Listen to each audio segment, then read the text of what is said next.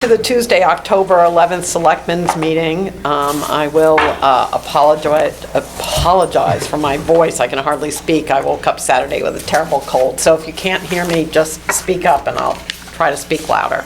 And you may want to stay in the back. Yeah, stay in the back row. I have sick cold. Yeah, I'm like... We have our full board with us tonight, and we have our recording secretary, Kelly Bigos, our town manager, Tom Wooden, and Selectmen Trish Warren, Wendy Wolf, myself, Denise Griffin, Mike Tomko, and Russ Hoffman. So, Tom, I think you're next on the agenda. All right, well, I have quite a few this evening. First up is that each one of you should have a copy of the audit. It was in your mailbox. Fred Brewer is going to be at the next Selectmen's meeting to present the audit results. The audit came out very well. That's coming up in a couple of weeks. Second bit of information is just all the Christmas lights for the Festival of Lights have arrived at Public Works for both Boothbay and Boothbay Harbor. Boothbay is going to pick up theirs this week.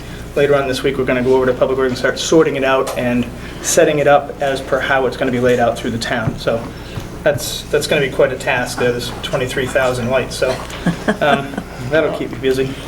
The other night at the Opera House, when we had the meeting with Green Tree, I brought up the fact that we still have one position open on the Boothbay side of the Joint Economic Development Committee membership.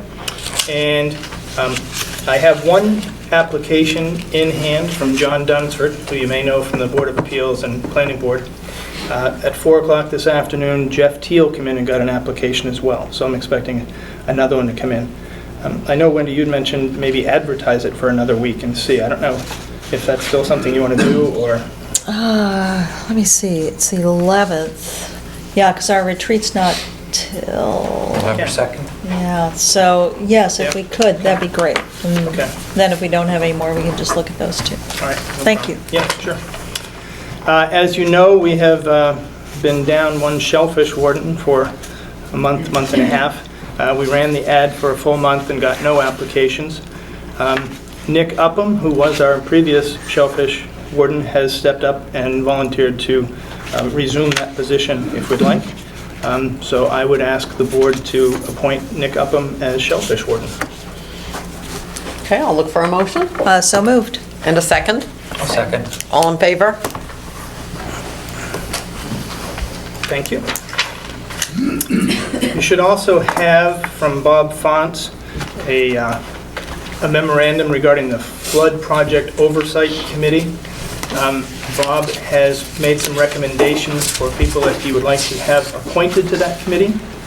And those are myself, Jeff Curtis, a local property owner, Ramsey Lafayette, property owner, Chris Lehman from Public Works, Jeff Smith, the code enforcement officer, Scott Campbell with EMA, Bill Hamlin of the Planning Board, Mike Tomko, Selectman, Glenn Tilton, a local businessman, Bob Fonts himself, obviously, because he's the project manager, and a gentleman named Pete Slavinsky, who's with the Maine Geological Survey. So I told Bob that I would ask the board to appoint those people to those positions this evening. Okay, so I'll look for a motion to appoint the... So I move that we appoint this list of people to the Boothbay Harbor Flood Project Committee. I will second that. Okay, any discussion? No, seeing none, all in favor? Okay, motion carries. I will abstain as I am on the list. Okay. And last but not least, you should also have a scope of work from Baker Design Consultants regarding the footbridge. As you know, last Tuesday, as Public Works was inspecting it, they discovered a rotten joist underneath the swing span of the bridge. It was not visibly seen. You had to crawl underneath the deck of the swing span to see it, but there's a 6 by 12 by 23 foot beam that's completely compromised at this point. And so at that point, I asked Public Works to get someone down here from a marine building company. So a representative from Proc Marine came down, as you know, and the recommendation that day was to shut the footbridge down, which we did do, unfortunately before Columbus Day weekend. We also had, the next day, we asked for an engineering company to come down to take a look at it, to give us their opinions on that, and I'll go over some of what they have provided here for that. The same day, we also had a representative from Maine Municipal Association here, which is our insurance carrier, so they're aware of the issue. Oh, that's great. What transpired last week was Nick Upham, Chris Lehman, myself, and the two representatives from Baker Consultants went out to the swing portion of the superstructure, and the professional opinion, given the condition of what's underneath the swing span, is that that entire swing span section should be replaced. You can tell in previous years that some of the stringers had been done, because you can tell by the creosote level that those were more modern. But the stringers right at what was the former gears underneath it look like those are much older, and that's what failed. So in order to get the process going, I suggested to them that they propose that this new structure would be virtually the same as what we have there now. I don't think anybody wants to have the look of the footbridge change. The span would retain the appearance of the existing structure through use of timber elements and an A-frame to support steel tension rods, but would remain stationary without the ability to be opened. Now, that's just a starting point. If public opinion is that they want it to swing again, they can certainly change the scope of the project to do that. That's TBD at this point. What's most important for them is to do some structural analysis of the span. They will be doing structural analysis of the bridge, determine the weight of the existing bridge, allowable design loading, and likely vertical loads on the pile foundations. The pilings in that area all seem to be in good condition. That's good. Just so you know. Their next step after that would be repair design development. They would complete a preliminary and final design of recommended bridge repairs, prepare plans for repairs suitable for a public bid solicitation. All plans must be prepared and stamped by a licensed professional engineer. As you know, this would have to go out to a public bid at some point. So they will be recommending the design so that all the contractors who bid on it have the exact same specifications. They would also be working with code enforcement officer and taking a lead role with all the permitting that might be necessary. That would include the DEP, Army Corps of Engineers, even the U.S. Coast Guard, and possibly a shoreline zone permit. After that, they will assist with the bid phase. They will meet with the contractors who are bidding on the project to answer any questions so that, again, everyone is still bidding on the same thing. As you can see, the project timeline here is not as quick as anybody would like it to be, but the scope of the project's bigger than just replacing a few boards here and there. The regulatory review they expect to have done in November. The final design ready to go out to bid would be in December, and they anticipate a construction target date somewhere in January and February. That's dependent on who we choose for someone to do the work. So that's the basics of where we are at the moment. There have been some questions about, does the bridge get inspected? Yes, the footbridge gets inspected every year, and we also budget $5,000 a year for repairs. This particular scope of work is something outside what Public Works could do. So that's it for that. I'd answer any questions people might have. Did they give us a quote for this effort? For the engineering part? Yeah. Yeah, they said they'll bill us as they go, but it could go up as high as $19,000. And that would get us the bid package? That would get us everything through the bid package, Right. yep. Okay. Is there an estimate of what they think the administration of the project would cost?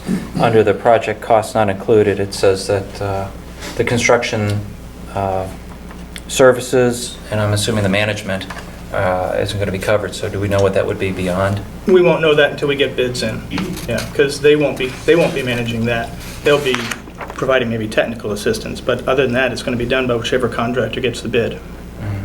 So it will be significantly more expensive than this. Yep.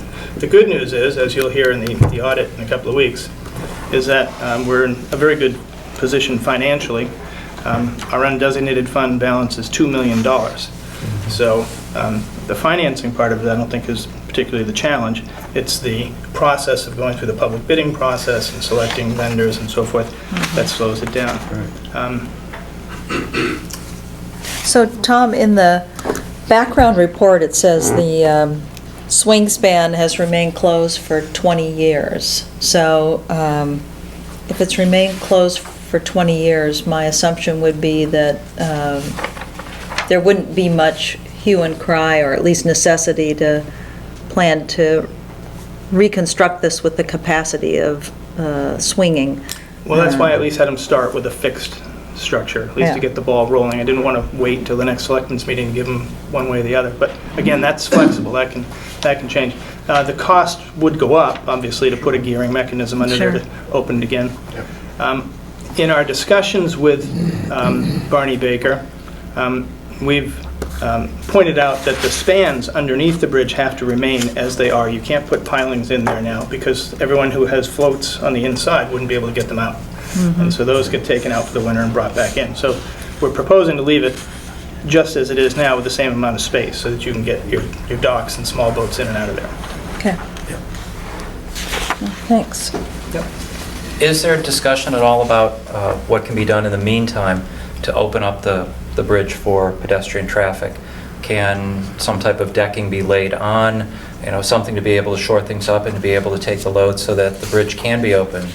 There's a number There was a discussion that you could, if you wanted to, have someone build some sort of aluminum or something to that effect span that goes to 63 feet from one part of the footbridge that is permanent to the other side that is permanent. I don't know how much more expensive you want this project to be, given the fact that we're going into the winter. If this was June, I would have jumped at that, but it wasn't at the top of the priority of the conversation since we were going into the winter season. I'm thinking of as you mentioned, at the Opera House, the Festival of Lights, that's going to be bringing, hopefully, hundreds and thousands of people to Boothbay Harbor. The footbridge is iconic.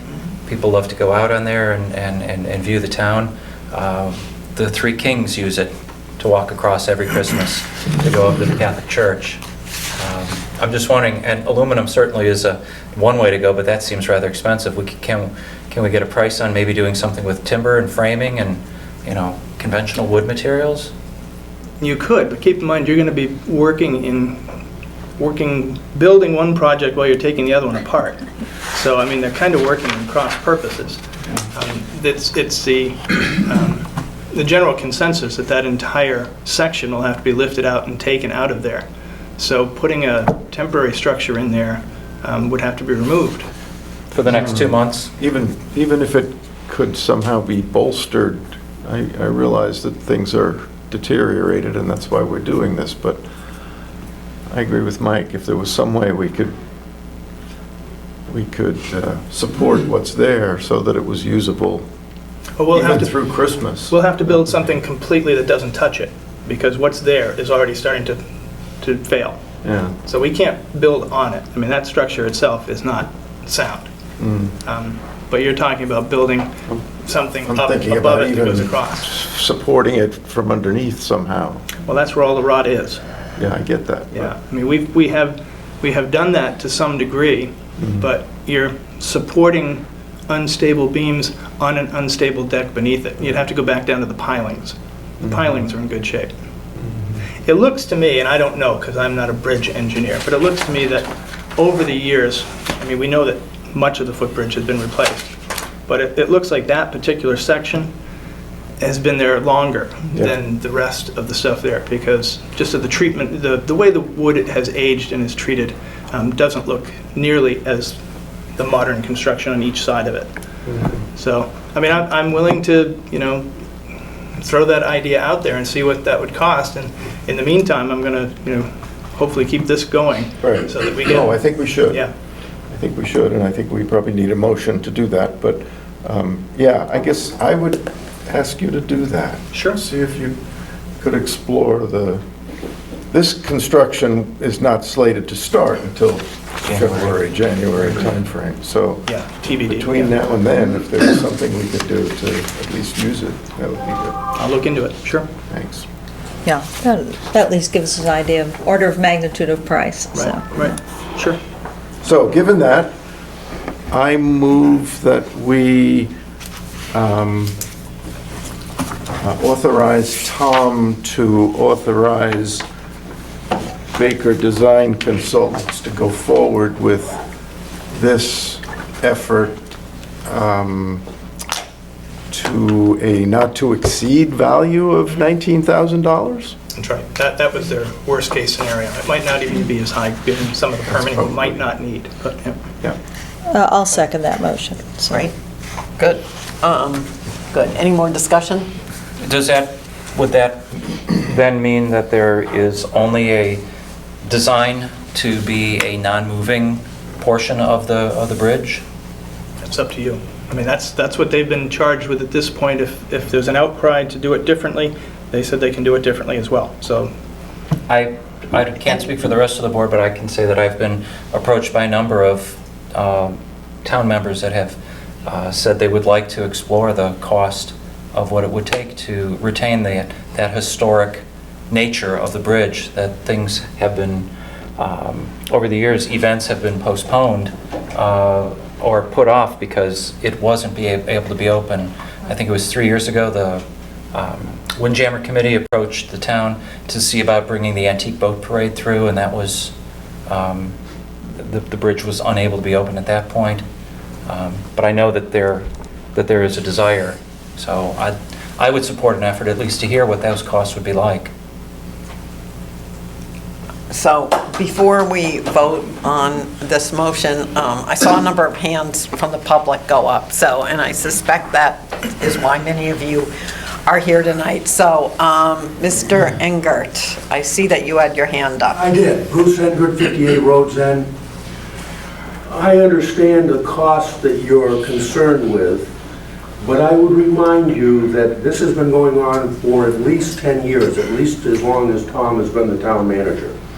We looked at this footbridge during that period, my tenure on the board, and it was in disrepair at the time, and actually it was decided not to do anything to create some kind of a fund so that this type of situation could be taken care of. I understand that we have plenty of money.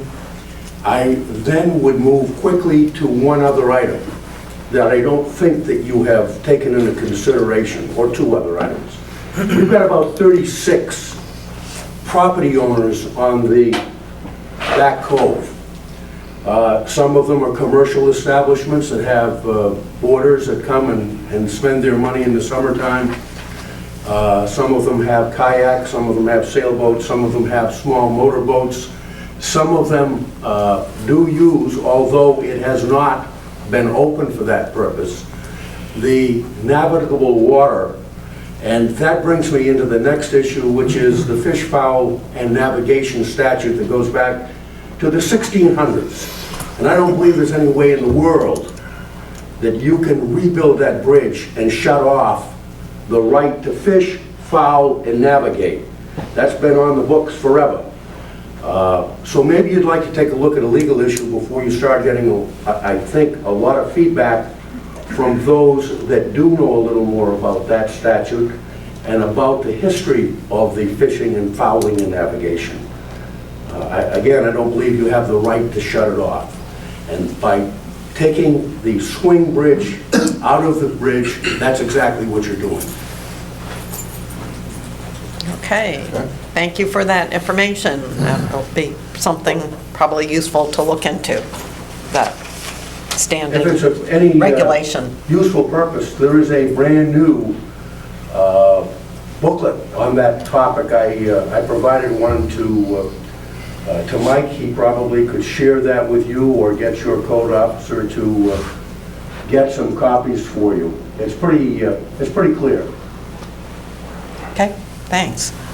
Okay, I thought I saw some other hands in the audience. Hi Denise, George Fryman from the Harbor. Hi, George. Yeah, Bob may remember, they opened that bridge in the late 80s. I was part of that. We'd opened up, swing it open by hand. The party boats, the tour boats all paraded up through there one evening. I mean, it was a big risk in those days. They probably wouldn't take that risk today, but besides that, I was part of the bridge opening there on a number of occasions in this boatyard north of that bridge, and personally helped open that bridge with Chitley Riddle. It was quite an experience, certainly as a kid, but as Bruce said, I don't think we have the right to shut that off, and to consider it, I think, is quite foolish and short-sighted. So hopefully, you'll take that into consideration and put back exactly what was there. Perhaps better, that's easier to operate and can be routinely opened on the occasion that any of these property owners or anybody else that wants to steam up through there can. But to block it off, I think, is short-sighted and foolish, in my opinion. Thanks. Okay. Anybody else?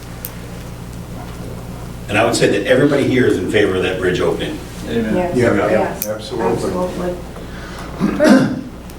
Okay, yes. I'm Alan Miller, and I own the Bridge House. Can't they just take this span that needs to be repaired, can't they just get that over to Larry Colcord and have him fix it in his garage, make a new one, and put it back? The ironwork is better than new on it. I mean, they take it apart, if they take it, they'll put it on a barge, take it off, replace it, and then bring it back. Doesn't seem really complicated to me, but it's big, I'll agree, but it's also a landmark, and I think it should be preserved. Well, it is the plan to build just a duplicate of what's there now. It's not to change it. Right. We even use the existing span, the supports and so forth. So, that is what we want to do, is make it But they could exactly use all the same. iron and everything again, right? Yeah, we can. So- Some of it, maybe not all of it. Right. I mean, all the workings underneath it have to be completely redone. Those are Right, all well- seized up. I don't, it's a landmark, and once the landmarks are compromised, they're gone, so I would have to be very much for having it put back to rights. Well, that's good feedback, because I didn't know which way people wanted to go. So it's obvious that people wanted to swing, so that's fine. Good. That's Okay. great. It's very Thank helpful. you for all your input. Yeah. That's great. That's helpful. So, anybody else? Anybody else want to add any additional comments? Yes, ma'am. I would like to add, I'm Deborah Yale from West Boothbay Harbor, and I would like to add that I agree with the people that live on the east side and with everything that's going on with the festival lights, all the money in the town. We're trying to promote, commerce here, yet we've shut down a very important part of downtown Boothbay Harbor. And to see the people over the weekend coming from hotels to cross into town, to eat dinner, to go on a tour boat and had to stop and just figure out how are they going to get to town. A lot of people are elderly, they're older, they cannot walk around the cove. So if there was some way that the bridge could be shored up temporarily just to get us through this holiday season, I really feel that the town should look into that. Okay. Thank you for your input. I think that the town manager We already are doing that. heard everybody's comments. It certainly was unfortunate that this was discovered, but I think personally I'm very grateful that it wasn't, that nothing, no accidents occurred during the summertime, that it was discovered last week and not at the height of the season. So, and I think it was, unfortunately, it's not what we all want to see, but it was the prudent decision to close the footbridge for the time being while we figure out what can be done. So, it's important that no accidents occur. I mean, safety is number one here. So, Yes, it is. Thanks, Tom, for moving quickly on this. Yeah, You're welcome. yeah, it's very appropriate. That's a great part of my job, by the way, closing the footbridge. I bet yes, well, we all have parts of our jobs that we don't like. Yeah. Good. Do you have anything else to report? Did we vote? Oh, no, we need to vote on the motion. We got carried away there with comments. So, all in favor of the motion? Yeah. What is? But which was to motion was support to- the Baker Design. It was to proceed with the next step in the But- scope of work work. as outlined by Baker Design and include the provisions that were outlined in the discussion, both to look at alternatives that retain the swing section versus not retaining the swing section in terms of price, and also investigating the installation of a temporary shoring up and present information on the cost for that. Is that, So Russ? I'll Yeah, amend is my that right? motion to what Wendy added. Okay. Okay, all in favor of the amended motion? Yes, thank you. Okay. That's all Anything I else? have. That's all you have, Tom? Yeah. Okay, great. So financials, Julia. Okay. I have before you record it, total revenue year to date, $4,055,744.57. Total expenses year to date, $2,828,412.15. We have, as of yesterday, Friday, collected 56% of our taxes year to date. You have your audit report, and after we came down and brought our financials, but it'll be another week or two before they'll give me the auditing adjustments, so we did want to get the reports to you. So we'll have the graph hopefully after the next seconds. Does anyone have any questions on the revenue or expenses? I have one question. Sure. Julia, being this my first year here and looking at the annual report, do you have any recommendations about the best way to go through this? Probably just start at the beginning and finish. I think usually the auditor will walk us through. Yeah, Mike, Yeah. the Spend auditor's some going to bring time. a summary He'll bring a that's stacked very shot of easy to read. what it looks like in comparison to theirs prior as well. And I did include an extra sheet in there just so you can see some of the things that he put together. I did see the breakdown, okay. Thank you for the lifesaver there. Earlier. Total accounts payable, $253,991.67. And the bank balance is $3,077,723.74. So this does not include our investment account, right? It does not, that's a balance sheet account. Do we see a report on how that's doing? Actually, I just got it in the mail to you as Quarterly, well, yeah. right now, and I Correct. to you. Okay, For the quarter great. ending September 30th. Great, okay, good. Thanks, Julia. Okay. So next order of business is to approve the minutes of the last meeting, which I think occurred on September 26th. Yes, I'll move approval. And I'll look for a second. Second. Okay, any amendments? No? Seeing look none? fine. All in favor? Okay, and I was not there, so I'll abstain. Thanks, Kelly. All right, moving on to victualler and liquor licensees. So we have one victualler license tonight for the Mid-Coast Gateway LLC doing business as the Russell House B&B. Can I have a motion to approve? I'll so move. And I'll second. Okay, and any discussion from the selectmen? No? Any discussion from the public? Seeing none, all in favor? Okay, motion passes. And then we have one renewal liquor license for China by the Sea, and two new liquor license, one for the Russell House and one for the Thistle Inn, because we have new management there. So, can I have a motion to approve the one renewal and two new liquor licensees? I will so move. And a second? I will second. Okay, any discussion? Any questions, comments from the public? No? All in favor? Motion carries. All right, so, I don't see that we have anything under old business, Tom. So shall we move on to new business? Sure.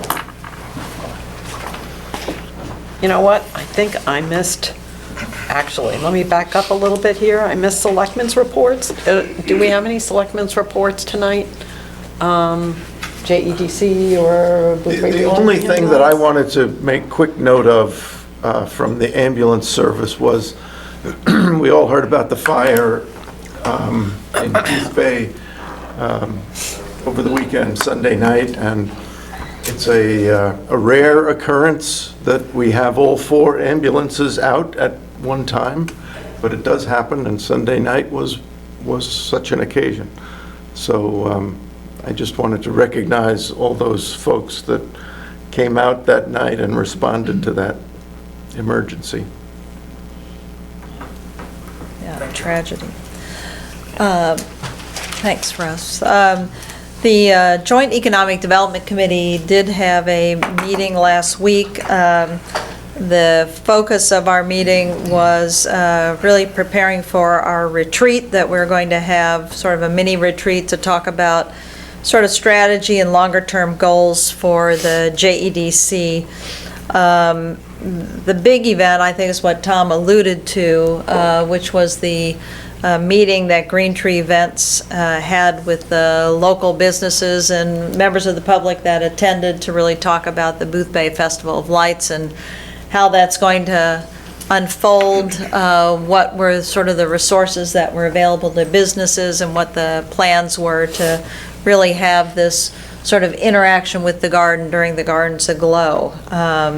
I was unable to attend that meeting because of a conflict, and Tom or Mike, if either of you were there, did you want to just fill in some details? I assume there was a good crowd, and I've had preliminary feedback that people felt very energized and excited by the planning and all of the activities that are going to occur, with the tempering caution that this is a long-term strategy that's going to roll out sort of year after year, building on the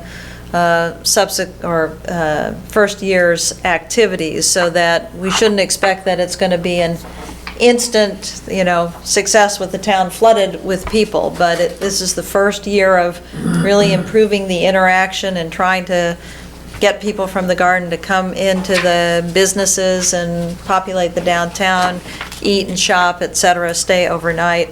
And each year, as awareness of this event grows, we expect that there'll be more and more visitors that know that we are open for business during this time, and that there's a lot to do in the harbor beside just come see the Gardens Aglow. So I don't know, Mike, were you there also? Either of you can add I was just going to throw in, Mike, you can add on to this. I was very impressed at the turnout. There must have been at least 100 people there. I mean, it was a full room. Channel 7 was there, the Register was there. Steffa from Green Tree Events gave a very good overview of what they've done so far, what things they are planning going forward as far as their marketing efforts and things like that. Maybe Mike can comment to that more than I can. And I was asked, just like I said, just to talk about the membership part of it, the mission of the Economic Development Committee, and then just to describe what the towns had set up for lighting and what the lighting plans were, which I think I alluded to earlier. But it went roughly an hour, I think, and had a good open question and answer session. Afterwards, there was a lot of materials handed out for people, the shop owners, put in their windows and so forth, and stickers to advertise the event and so forth. So. There was a lot of enthusiasm. I stopped counting after 80, but it was well attended, and I think the things that came across very importantly was what Tom had mentioned about some of the parking concerns, that there are going to be carpool lots at the Edgecombe Town Hall, at the Boothbay Town Hall, and over at the park. I thought it was Clifford Park, and then that there's going to be shuttle service out of the Boothbay Town Hall parking lot. And the whole idea is to have people come down, shop, dine, enjoy Boothbay Harbor, the water, the season, and then be able to take an easy shuttle up to the gardens, and then come back and maybe finish off the evening here. Tom, what was the date on the Boothbay Peninsula Day? Wasn't it December? It's December 7th. Right. Maybe you can mention that. Yeah, there's a flyer going out. I haven't received it personally myself, although we have all the materials to hand out when people do receive them. But there's a flyer going out to the residents of all 4 towns, instructing them to go to their town offices, and they can pick up a card. There's 3 different times for the residents of the peninsula to go see the Gardens Aglow for free. And depending on what time you want, there's a different color coupon and so forth for that. There's also a handout that describes the bus routes. There's a lighting contest as well that's going on, where the first prize is $2,500 and I think 13 tickets to Gardens Aglow or the Gardens. So actually, it's very generous. And did that answer? Yeah, exactly. That was one of the biggest takeaways. There seemed to be a lot of enthusiasm and a lot of social media that's going to be taking over. There's a website that individuals can go to for information, and then you can also get the show on BRC TV as well that talks about it. So hope everyone comes down and spends their November, December with us. It's going to be great. Oh, I also addressed the charming topic of that we will have additional restroom facilities available. That's good. These restrooms obviously will be open during the event, but we're going to bring in some temporary ones here at the location where the shuttle bus stops, because the other rooms get closed because they're not heated. So, but we'll plan on having some additional space. Great. Okay. Great, happy to answer questions from anybody, so. Good. Yep, good. All right, good reports. So we'll move on to new business now. You wanted to propose a... Yeah, I'll take that.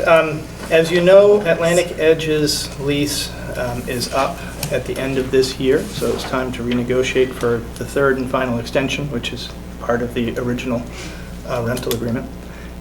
Eddie Tibbetts would like to extend his lease for 1 more year. And the reason it's 1 rather than 5 is that he wants to have us, and I completely agree, look into the condition of the building that's there. Over the last few years, we've pumped a fair amount of money into that Atlantic Edge building, new roof, new doors. We just put a new floor in because the concrete floor was cracked and so forth. Repainted his picking room and done quite a bit of work down there. But the more you look at it, the more you realize you're probably throwing good money at bad, because the design of that building with the wood clapboards and so forth, it sits on posts. The concrete deck comes up to it, the rainwater comes down, splashes on that, and rots the whole bottom of the building. So I think we're looking at something more significant than just a Band-Aid down there. I think my recommendation would be that we look into the option of replacing that building, just as we did the Harbor Bait building. Eddie is going to get me a concept of what the space might look like for him to work. We've also talked about how this would happen as far as arranging where his lobster tanks and things like that go while this is all being done.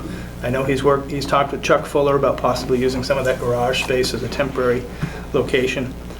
So he knows we're very willing to work with him, work around his business schedule. He also knows that with everything municipal government, it takes longer than you think, and that this would have to go at town meeting to get a vote to approve doing that. So we're talking 2017-18 at this point. But at this point, what he's looking for is to do 1 more calendar year and just see where we're going with the renovation or replacement of that building before he commits to a longer term. He would like to stay there, but he'd also like to see what we're doing with it before he commits. So I would ask the board permission to go ahead and sign the lease for 1 more year, and we'll be talking quite a bit about getting quotes and replacing that building, I think. So is it in fact a calendar year? This is a calendar year. December? Yep. Yep. Well, I'll make the motion to approve the year lease renewal, so. I'll second.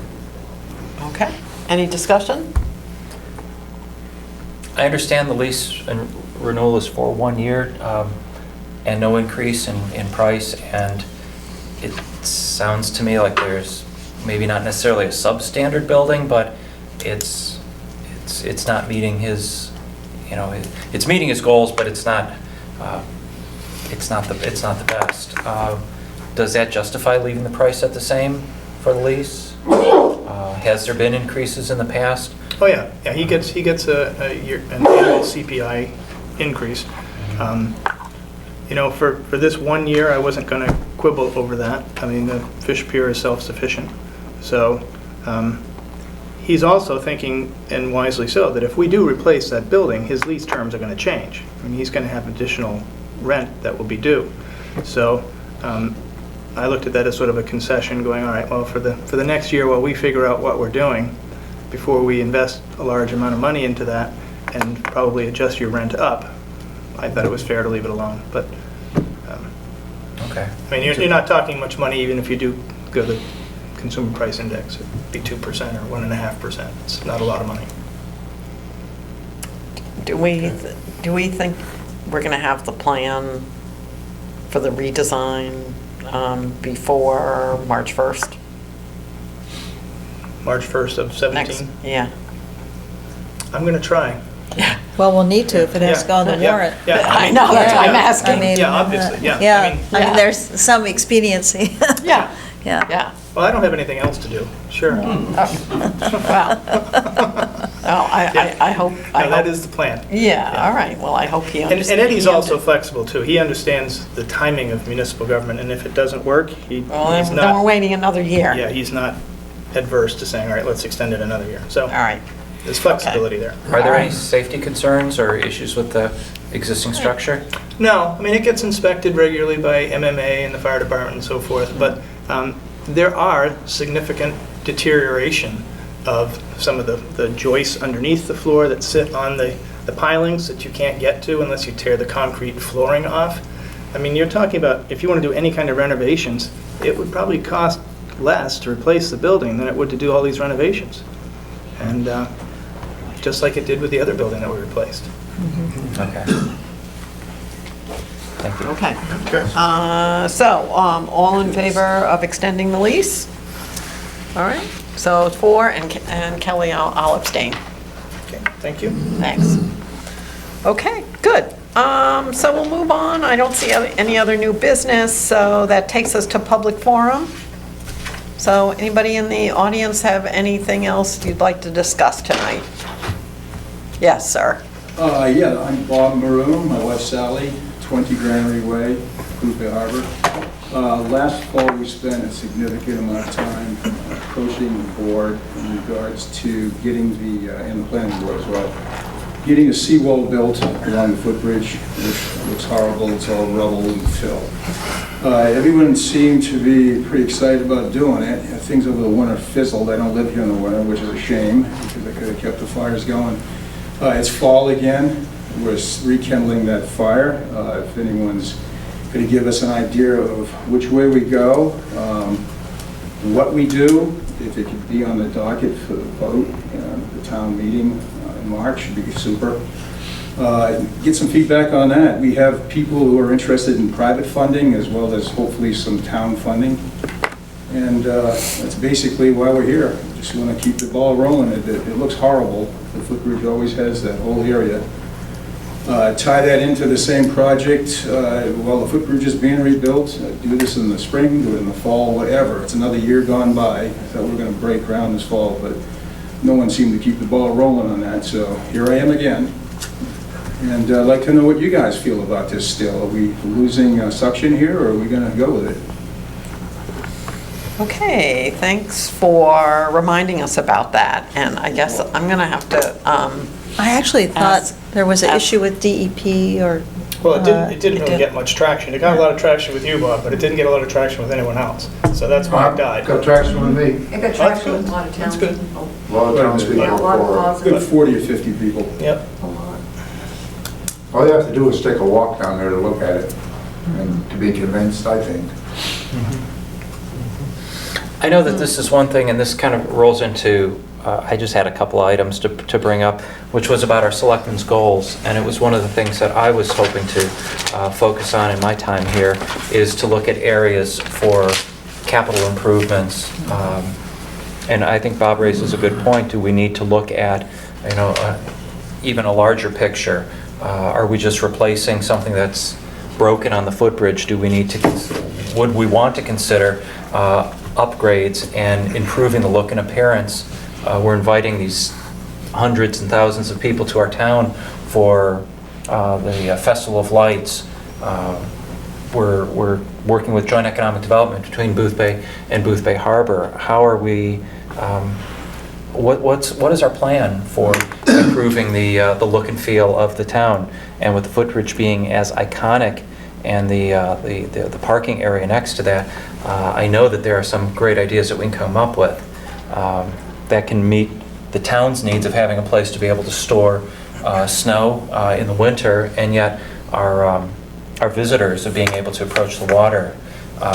The planning board had a presentation at a special meeting last week or the week before by a potential developer for the bowling alley, and part of that plan included a softening, a greening of the shore area basically along the bowling alley parking lot, and to do any type of improvements along that buffered edge by the footbridge parking lot would carry on that theme and go with our ideas of walkability and accessibility that we've talked about.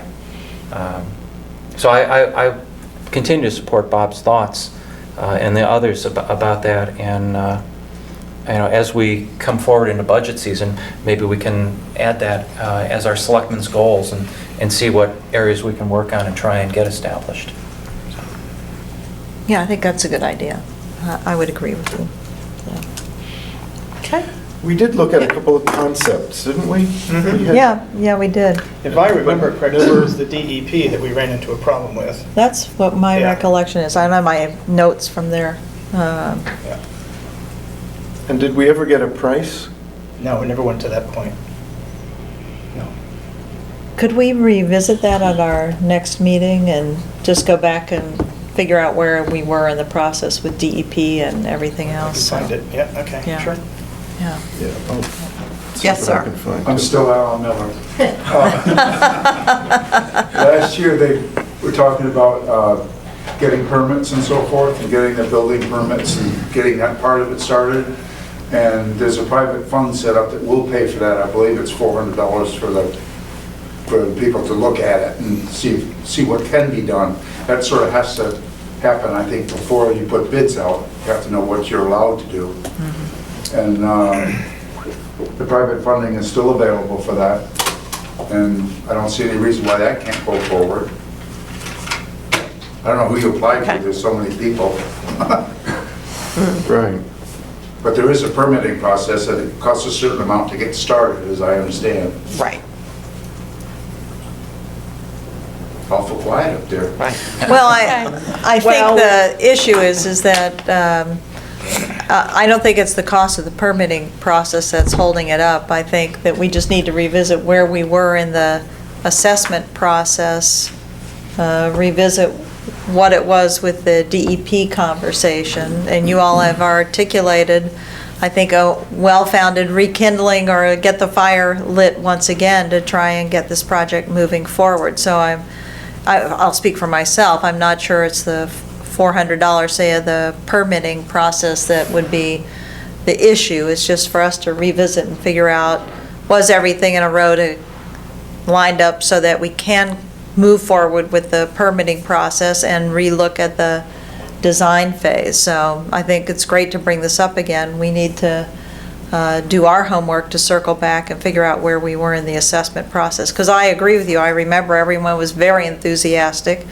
We felt like this was a very important part of sort of the presentation of the harbor to try and beautify it, make the rock skipping a better looking place with the stairs down, to have the rock skipping, not have the kids out on the, riprap or whatever. And if we're looking at improvements to the footbridge, it makes sense to try and look at that area holistically, particularly if something's going to happen in the bowling alley that makes sort of the Perry Harbor area much more sort of user inviting and friendly. So I think it's really opportune that you've brought this up and give us motivation to get back engaged in the process. So thank you. Thank you. You're welcome. Yeah. So will that be on the agenda next meeting? Yeah, I Well- will see why not. Well, sure, we can put it on the agenda. I think people need to remember that this would be a capital project that would have to go through the normal capital budgeting process. So, and then get on the town warrants at the next town meeting from a budget perspective, because something in the back of my mind says some of the plan designs that we had were very, very costly, but I could be mixing that up with something else. So I'll let Tom go back to his file and dig out Yep, what I'll find we it. had Yep. from a year ago. So, I have two other quick ones. sure. This is caught in the act of doing something great. Today, I was a participant in the annual closing event over at Dutton's Doghouse with Gary. One man, one business, and he generated so much goodwill, and so many people showed up from our community. It almost tears me up to belong to a place that something like this can happen. And it was spectacular. Gary works hard all year, and it was absolutely no cost. There was a donation jar if you wanted to. There was music. There were people laughing. They were having a great time. I had a great conversation with George. So it was such a cool thing. Gosh, I love being here and seeing things like that. This evening I attended the Boothbay Firehouse. They had an open house. My gosh, the pride that those guys have, and well deserved. Their engines, all the equipment, it's sparkling, it's shiny, and they talk with such confidence and pride and authority. I just feel fortunate to be surrounded by individuals like that. And it was well turned out there. Gosh, there had to be well over 150 people there as well. So, great job, guys, and what a community. Great, thanks, Mike. Okay. Any other? Anything else? No? All right, well then, I'll look for a motion to approve the warrants upon Also review. move. I'll move approval of the warrants. Okay, and a second? Second. Okay, all in favor of approving the warrants? Yep. Yep, motion carries. Okay, are we going to go into executive session tonight? You guys want to? You had a How are short you one holding last up? week. Well, like do a it the next really time. brief, Yeah. what? I was gonna say, let's do it the next time. It doesn't matter, one meeting isn't gonna make a difference. All right. Yeah, you're not feeling well, that's fine. No, yeah. I think the chair is grateful. Yeah. Okay, great. Well, then I'll look for a motion to adjourn. So move. I'll second. Okay, all in favor? Okay, the meeting is adjourned.